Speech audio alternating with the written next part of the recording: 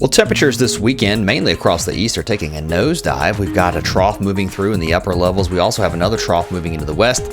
That's going to bring more rain and snow to these areas, but the trough in the east starts to lift out, especially as we head toward Monday and Tuesday, and that warms us back up, not only across the south, but across the Midwest and the Great Lakes too. We stay cool, though, across the northeast as this trough persists here, and then across the west, cool, damp, and even some snow possible into the higher elevations. Now, looking down the road as we head towards, say, Wednesday and Thursday, this is going to be an interesting setup across the west. This cutoff upper low is going to bring some cooler air, also some rain and snow showers to the Four Corners states, even parts of Southern California, parts of Arizona.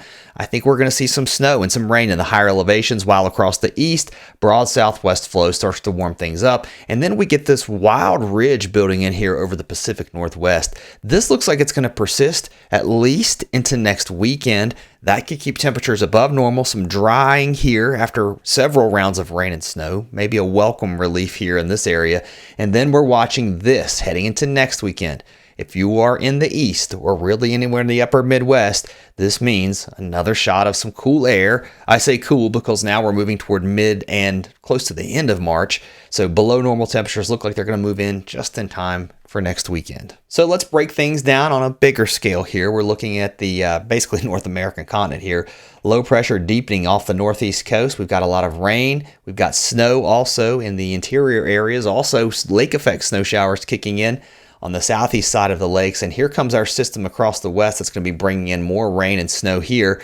Our jet stream pulling in lots of moisture here, and we'll see feet of snow into the Cascades, and that eventually drops all the way down into places like the Sierra Nevada, all the way down to Tahoe, and then we'll see the snow push into the interior areas like into the Wasatch. By the middle of the week, return flow off the Gulf starts to bring some moisture into the central United States, and then we'll see rain showers out ahead of our next system, which will likely develop somewhere here across the Central Plain states.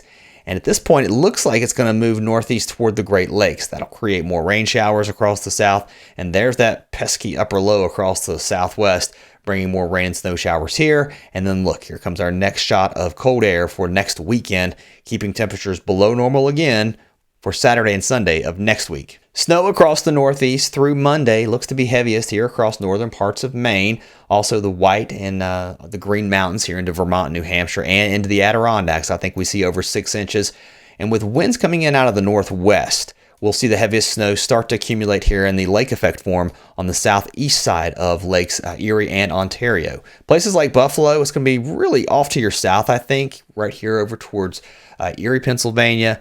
Rochester, I think we see some snow, but most of that snow, again, just off to the southeast here of the lakes. Watertown, I think we see some snow, but even here, the biggest numbers will be west, or to your east, rather, and also I think just to your south here with that upslope component as we're picking up some moisture here off the lakes. Here's a closer look. Like I said, Watertown, not nearly as much snow, but once you move up into the Adirondacks, over a foot of snow, I think, in some areas.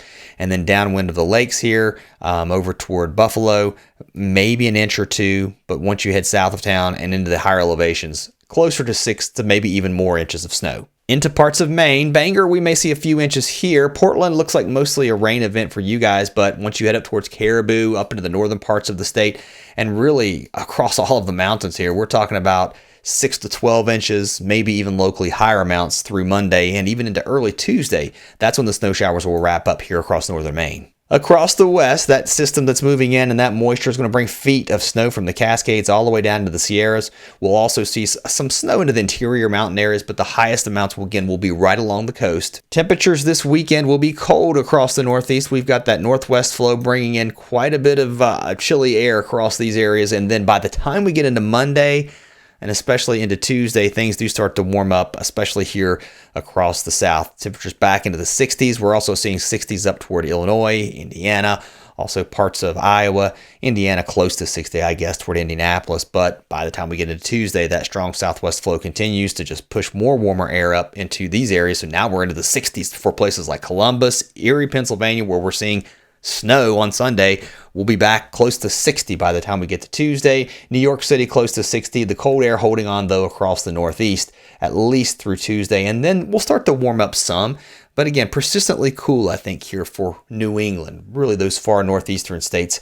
And then by next weekend, here comes your cooler air once again by Saturday and Sunday. Now, beyond this period, what does it look like? Well, I'll tell you one thing. Over the last 2 to 3 weeks, The long-term European weeklies, which burned the forecast for just about everybody for February, have been hinting. And I'll tell you what, even the GFS is showing as we head into next weekend, cooler than average temperatures across the east. Now, does this mean Arctic cold? It does not, only because we're in March now, but that could mean some rainy weather, some unsettled weather, also some snow showers for interior areas. I don't think that's going to let go, and this is looking more and more likely because if you look at the GFS beyond just what we're dealing with right now, here we go into next weekend. And again, I wouldn't track any of these storms exactly, but look, kind of that troughiness here in the east, that would likely lead to some colder than average temperatures.